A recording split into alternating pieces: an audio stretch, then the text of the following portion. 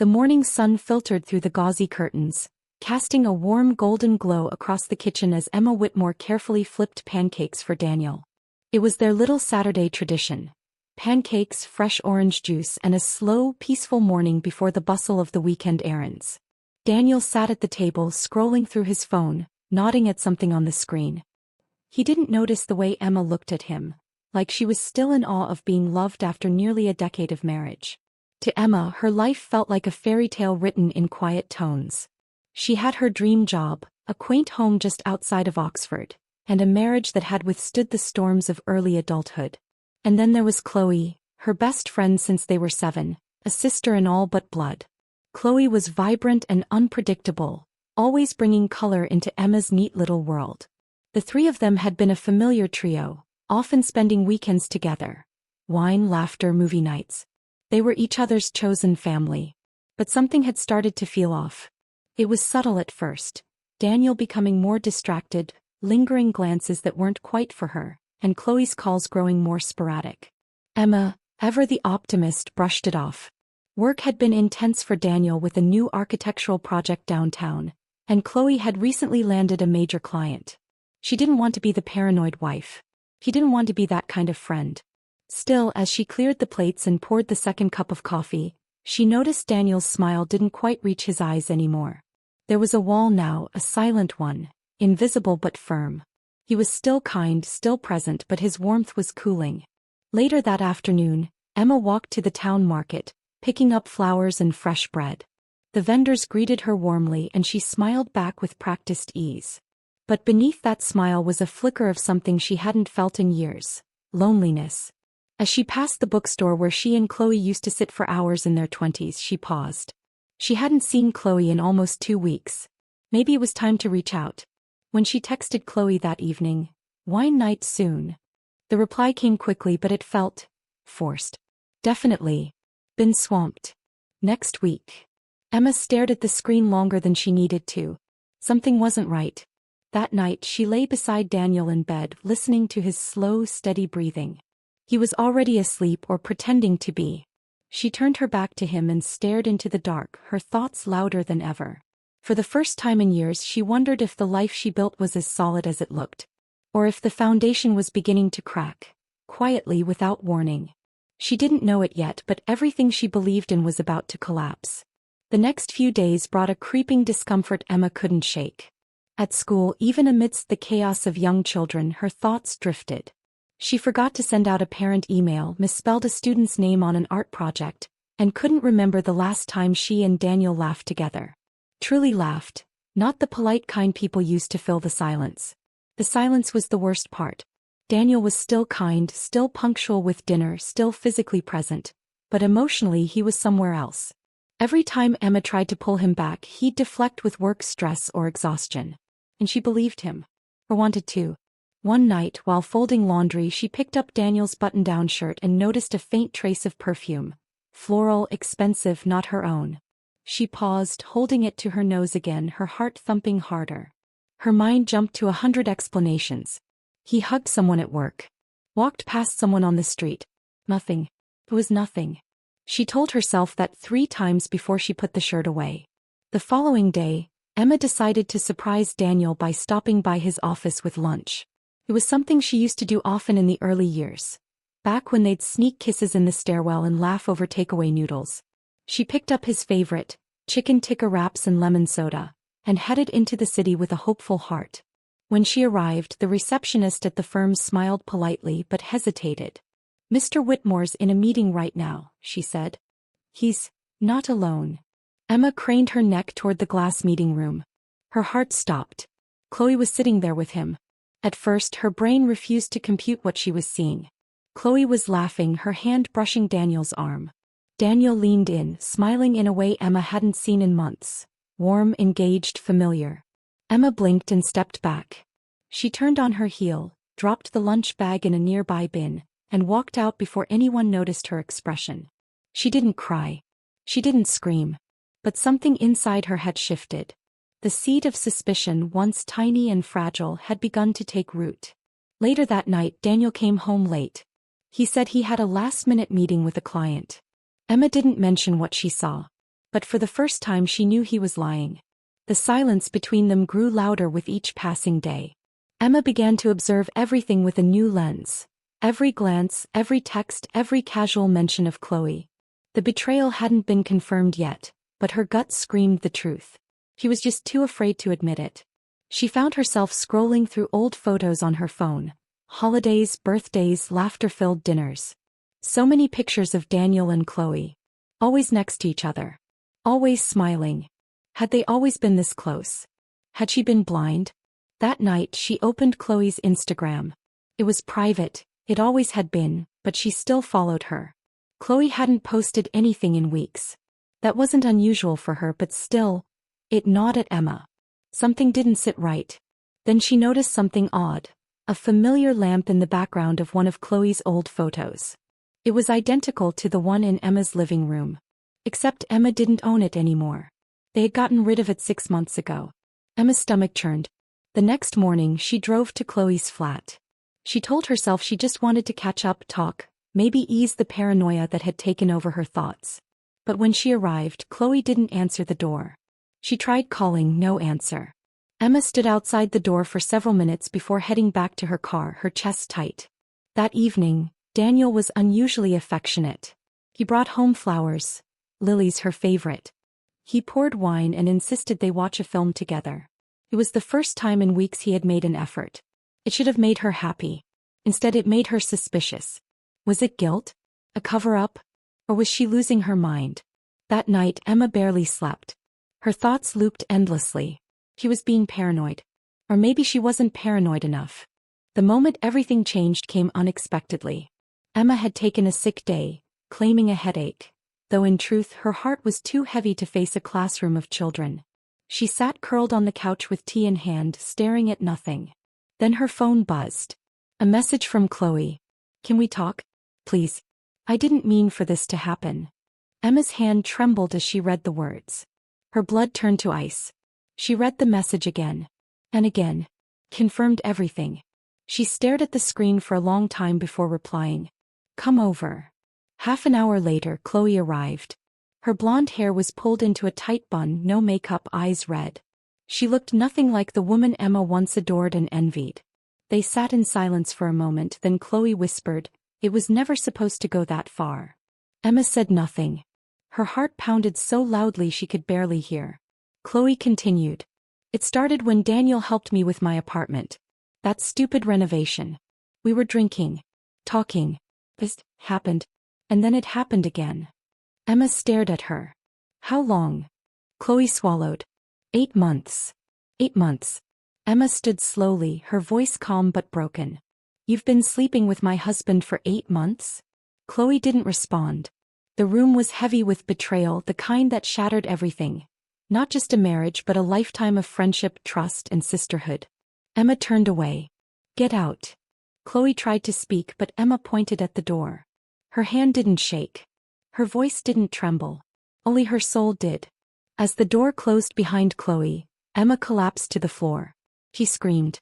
For her marriage. For her friendship. For herself. Everything she believed in was gone.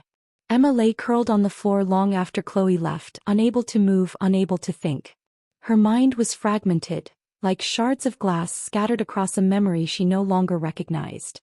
She couldn't piece together how things had unraveled so far without her seeing it. How could the two people she loved and trusted the most have destroyed her so completely?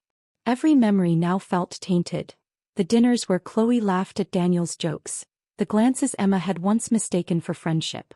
Even the holidays where Chloe had shared her home like a sister, now seemed like the background of a betrayal in progress. She eventually pulled herself up, but the weight in her chest remained. When Daniel came home that evening, the house was silent. Too silent. He called out, "Emma?" She was sitting at the dining room table. Her hands were folded, her eyes dry but empty. He approached slowly. "You okay?" "Sit down," she said softly. Daniel sat. She stared at him for a long moment. He looked nervous, not guilty, not broken, just defensive. "I spoke to Chloe," Emma said. Daniel's eyes widened and for a split second the mask dropped. He saw fear. Then it was gone. "Emma, let me explain." "No," she interrupted. You don't get to explain. Not tonight. Not now. Please, he said. It wasn't supposed to happen like this. It's complicated. She laughed, a bitter, humorless sound. No, Daniel. It's not complicated. You lied. You cheated. With my best friend. He tried to reach for her hand, but she pulled back. Don't touch me. She stood up, her voice still eerily calm. You can sleep in the guest room. I want you out by the end of the week. He looked stunned. Emma, wait. We can fix this. Her eyes met his. You already broke it. And with that she turned and walked upstairs, leaving him alone with the wreckage he created. Emma barely slept that night. Every time she closed her eyes she saw images she didn't want. Daniel and Chloe together, laughing, kissing, whispering things she thought were hers alone. She didn't cry anymore. Her tears had dried into resolve. At dawn she got up and began packing Daniel's things, folding shirts into a suitcase like she was folding the pieces of their life together. Each item was a memory she no longer wanted. The sweater he wore on their honeymoon, the watch she gave him for their 5th anniversary, the photo of them at Brighton Pier. He placed them all in a box. Downstairs, Daniel watched her in silence. You're serious about this? I was serious about our marriage, she replied. You weren't. He opened his mouth to protest, but the look in her eyes stopped him. That afternoon, Emma called in another sick day and drove out to the coast alone. The crashing waves were the only sound that matched the chaos in her heart. She sat on the sand for hours, letting the wind whip her hair and the salt sting her face. A part of her wanted to scream. Another part just wanted silence. That evening she returned to an empty house. Daniel had gone out, perhaps to Chloe. She didn't care anymore. She poured herself a glass of wine and opened her journal, something she hadn't written in for years. The words flowed like blood from an open wound. They betrayed me. Both of them. And the worst part? I didn't see it. I trusted too much, loved too blindly. But no more. When Daniel came back she didn't even look up. He didn't speak and neither did she. The silence had become their language. The next day, Chloe showed up at Emma's door again. This time, Emma didn't let her in. You made your choice, Emma said coldly from the doorway. You don't get to come back from that. Chloe's eyes were swollen from crying. Please, I didn't mean to hurt you. I never thought it would go this far. I was lonely, I was lost. Daniel made me feel. Emma held up her hand. Stop. Just stop. You don't get to explain away what you did by talking about your feelings. I loved you like a sister, Chloe whispered. Emma's voice cracked. Then why did you sleep with my husband? There was no answer. I don't care what excuses you have, Emma said. You could have chosen anyone. But you chose him. You looked me in the eye for months and lied. Tears streamed down Chloe's face. I hate myself for it. Good, Emma snapped. You should. She closed the door, leaning her forehead against the wood as Chloe's muffled sobs faded behind it. Emma felt hollow, like she'd lost a limb. She wasn't just grieving her marriage. She was grieving 20 years of friendship. How do you heal when the people who were your home become the storm? The days that followed felt surreal. Emma floated through them in a haze, answering emails, cooking small meals she didn't eat, going on quiet walks that left her more tired than before. Daniel had moved into a hotel. He sent occasional texts, apologies, pleas, promises. She didn't respond. Chloe had gone silent. Emma started therapy. She hadn't expected to cry so hard in the first session. The therapist, a soft-spoken woman named Lorna, asked one question that broke her open. When did you stop choosing yourself? It hit her like a wave. She'd spent years compromising, making herself smaller, supporting Daniel's dreams, carrying Chloe's emotions, putting everyone before herself. And where had it gotten her? Alone. One night she went into their closet and pulled out a box of old letters and photographs. Among them was a note from Daniel on their 1st anniversary. Read, "You are the center of my world. I will never take you for granted." She ripped it in half. Then in quarters. Then again until it was nothing but confetti on the floor. That night, Emma didn't cry. She slept soundly for the first time in weeks. Because finally, she knew. This pain would not define her. She would. The first weekend without Daniel felt strange. Emma wandered through the house like a ghost, touching objects that had once held meaning, trying to redefine them in her mind. The coffee machine he used every morning, the chair where he read the paper, the scent of his cologne still lingering on the staircase. They were all things she needed to detach from. Her therapist had told her, grief isn't only about loss. It's about identity. You are no longer who you were in that marriage. So Emma made a list. A list of things she would no longer tolerate. At the top was, being needed more than I am loved. She called a locksmith and had the locks changed. She packed the remaining items Daniel hadn't picked up and dropped them at the front desk of his hotel. No note. No goodbye. It was both liberating and gut-wrenching. Chloe hadn't contacted her again. Emma had blocked her number.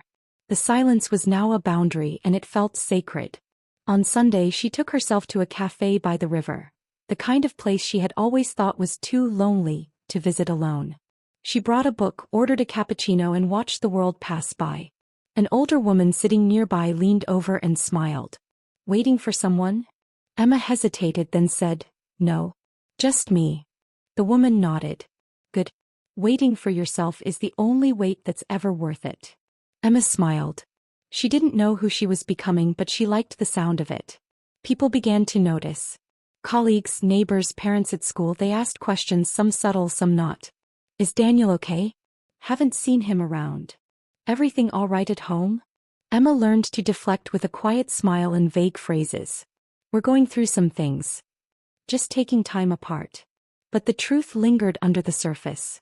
It wasn't until she ran into Laura, a mutual friend of hers and Chloe's, at the local market that the illusion finally shattered. Laura pulled her into a hug. I've been meaning to check on you. I wasn't sure if it was true. Emma frowned. Heard what? Laura bit her lip. That Chloe and Daniel. You know. Emma's stomach dropped. Who told you? I overheard Chloe talking to someone outside the wine bar 2 weeks ago. She didn't see me but she was bragging, saying how things just happened between them. Like it was romantic, not devastating. Emma clenched her fists. She bragged. Laura nodded. I'm so sorry. I didn't know how to bring it up. Emma shook her head, her voice trembling. Thank you for telling me. I appreciate it. She drove home that day with fire in her veins. Not because Chloe was proud, but because Emma had been made to feel crazy. Made to doubt her own instincts. Gaslight by people who claimed to love her. No more. That night she sat down and wrote a letter to herself. A promise. I will never again let someone's lies become louder than my truth. She folded it, placed it in a box marked New Beginnings and slept peacefully. Weeks passed. Emma was healing, slowly but surely. Then came the day she saw them. It was accidental. She had gone to pick up pastries from a small bakery downtown. As she stepped outside with her paper bag in hand, she froze. Chloe and Daniel were walking on the other side of the street. Holding hands. Laughing. Daniel saw her first. He stopped. His smile faded. Chloe turned, her eyes widening. For a brief moment the world went quiet. Emma stood tall. She didn't cry. She didn't run. She didn't scream. She crossed the street. When she reached them, Chloe let go of Daniel's hand and looked down, ashamed. Daniel opened his mouth but Emma cut him off. I hope it was worth it, she said, her voice calm. Chloe whispered, Emma raised her hand. I don't need your apology. Daniel tried to speak again. I never wanted to hurt you. But you did, Emma said. And I survived it. She turned to Chloe. I thought you were my sister. But sisters don't sleep with each other's husbands. They don't lie, and they don't brag about the betrayal like it was some twisted love story. Chloe's eyes welled up. I'm sorry. Emma looked at her, really looked, and for the first time saw how small Chloe seemed. How insecure. How deeply broken beneath all that charm. I forgive you, Emma said. Chloe blinked in shock. You what? I forgive you, Emma repeated. But I will never forget. And I never want to see either of you again. She walked away, the sunlight warm on her back, her heart thudding not with grief but with freedom. After the confrontation something shifted. Emma felt lighter. Stronger. Like she'd finally closed a chapter that had haunted her for months. The house still echoed with memories, but they no longer held her hostage.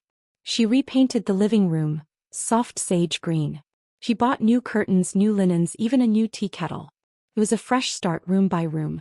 Her laughter returned, quiet at first but real. One evening she invited her sister Hannah over for dinner. As they sipped wine on the back patio, Hannah studied her. "You look different," she said. Emma smiled. "I feel different. Better." Emma looked at the stars. Free. They clinked glasses. Later that night, Emma sat down at her desk and began typing. A memoir? A blog? She didn't know yet. But the words poured out. This isn't a story about heartbreak. It's a story about rediscovery. About waking up from a dream and finally breathing again. She wrote until midnight. This pain had nearly destroyed her, but it had also stripped away everything false. And what remained was real. Solid. Unshakable. Emma Whitmore had been broken. But she was rebuilding. One word, one breath, one brave step at a time. The following weeks taught Emma a new truth. Healing isn't a straight road. Some days she woke up with fire in her chest, ready to rewrite her life. On others, she felt like a shell of the woman she used to be, struggling to breathe beneath the weight of what had been taken from her.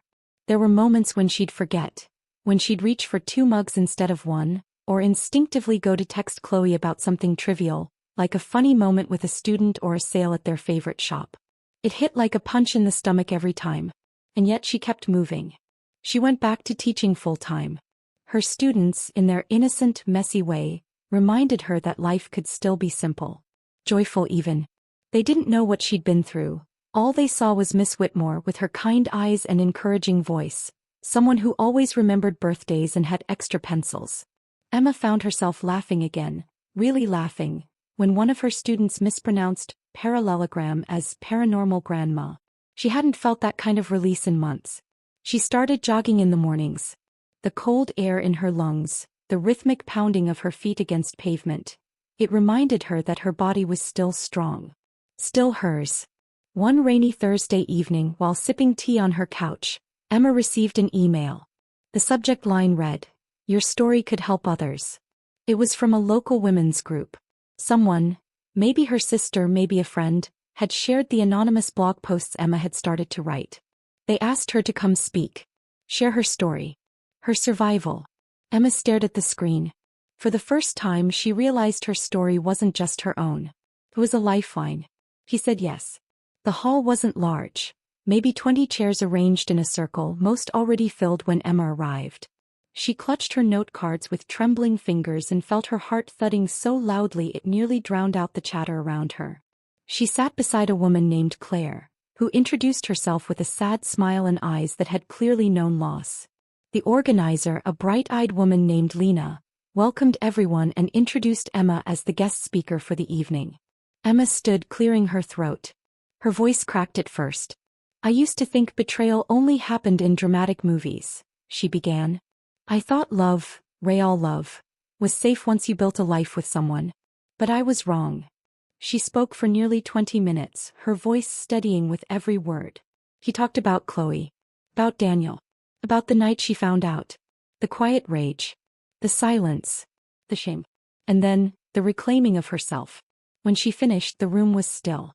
Then one by one women began to speak. "My sister slept with my husband too," one whispered. "I was married for 25 years. Found out he had a second family. I blamed myself. For everything." The stories tumbled out like broken glass being swept into a pile. Messy, painful but real. Emma realized something vital. She was not alone. None of them were. That night she walked home under a navy sky, the wind brushing her hair like an old friend. And for the first time she felt proud. Not for surviving, but for standing up. One quiet Sunday morning, Emma sat in the garden with a pen in hand. A part of her felt heavy, like something was still left unsaid. Not to Daniel, not to Chloe, but to the woman she used to be. So she wrote, "Dear me, the one who loved too deeply and asked too little. I forgive you. For not seeing the signs. For believing in promises that were never real. For thinking your love could fix what wasn't yours to fix. You gave everything, your time, your heart, your trust. You believed in people who didn't deserve the place they held in your life. And when they broke you, you still offered them grace. But now, you rise. You no longer beg to be chosen. You no longer make room at the table for those who eat away your peace. You choose yourself. And that is the most beautiful thing you've ever done. Love. Your future, stronger than you ever imagined. She folded the letter and placed it in her journal. Later she would find it again and cry. But for now she simply felt calm. She baked scones that afternoon, humming to herself, the house warm with cinnamon and quiet joy. She wasn't waiting for a man to come home anymore. She was already home. The universe has a way of giving us what we need when we least expect it. That came in the form of a man named Jamie. He wasn't dramatic. He wasn't sweeping her off her feet. He wasn't trying to fix her, and that's exactly why he intrigued her. They met at a charity book sale. She was browsing the poetry section when he picked up the same worn copy of Rumi she was reaching for. Great taste, he said with a grin. She smiled. Or maybe I'm just nostalgic. They chatted for a few minutes. He was a history lecturer at the local college, soft-spoken, kind. He asked if she wanted to grab coffee. Emma hesitated. She hadn't been on a date since the divorce papers were signed. But something about Jamie felt different. They met for coffee that Saturday. Talked for 2 hours without touching their drinks. She told him about her students, her writing, her garden. He listened, really listened, and didn't once ask about her past. Later, as they walked toward their cars, he turned to her and said, I don't know your story and I won't ask. But I like the woman you are now. She looked at him, stunned. That night, Emma didn't question what it meant. She didn't overanalyze his words. She simply smiled. Because for the first time, kindness felt like something she deserved, not something she had to earn. The envelope arrived on a gray Tuesday morning, tucked between a water bill and a grocery flyer. Emma stared at it for a moment, the legal lettering on the front clear and cold. D. Whitmore vs. E. Whitmore, final decree. She sat at the kitchen table and opened it slowly, her fingers steady, her heart not.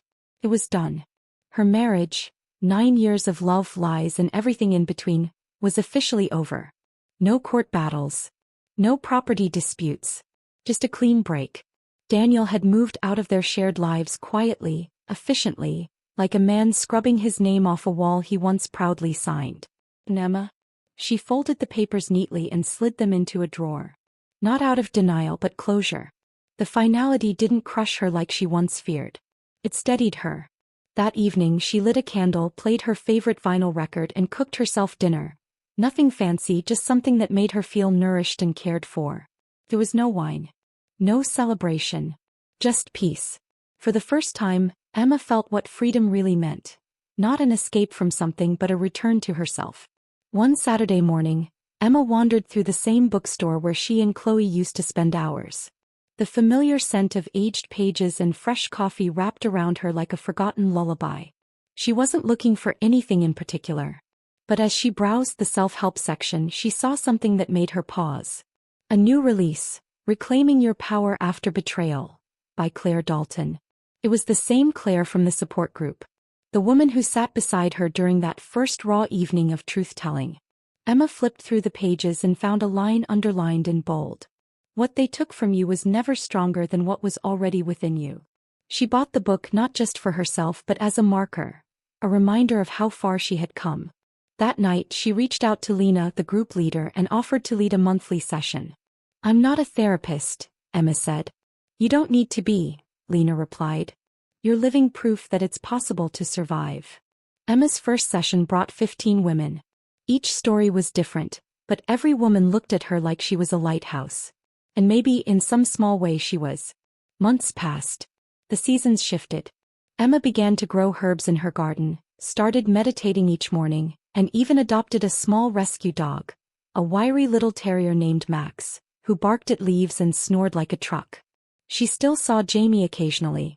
They shared simple moments, coffee, hikes, conversations that didn't demand explanations. He never pressed her to define what they were, and she found comfort in that space between certainty and curiosity. One night, as they watched a meteor shower from her back patio, Jamie turned to her and asked, "Do you ever regret any of it?" Emma took a long breath. "No," she said honestly. "Because without all of it, the betrayal, the grief, I wouldn't be who I am now. I wouldn't have found myself." Jamie nodded, his gaze soft. "You're incredible, you know that?" Emma smiled, not out of modesty but because for once she believed it. "I'm getting there," she said. And she was. Not perfect. Not healed beyond hurt. but whole. She no longer looked back with pain. Only clarity. And she no longer feared the future. It was exactly 1 year since the day she discovered the affair. Emma remembered every second of that day. The cold tiles beneath her feet, the broken sound of Chloe's confession, the hollow ache in her chest. But this morning was different. She woke up early, walked Max through the dew-covered park and returned to make herself breakfast. The sun filtered through the kitchen windows and a calmness settled in her bones. She sat at her desk and opened her journal to a blank page. Then she wrote the final letter. To the version of me who cried on the floor thinking she would never survive. Thank you. You didn't give up. You held yourself through the worst nights. You let go of people who didn't deserve you. You faced truth that broke you and still chose to heal. You didn't just survive. You rose. And because of you I'm finally free. She signed it. Emma Whitmore. A woman reborn. Then she closed the journal and placed it on the shelf. Not as a reminder of pain, but as a record of triumph. Outside the wind picked up. Her garden swayed gently, alive with color and resilience. Emma stepped into the sunlight, unburdened, fearless and whole. She didn't need revenge. She didn't need answers. She had herself and that was more than enough.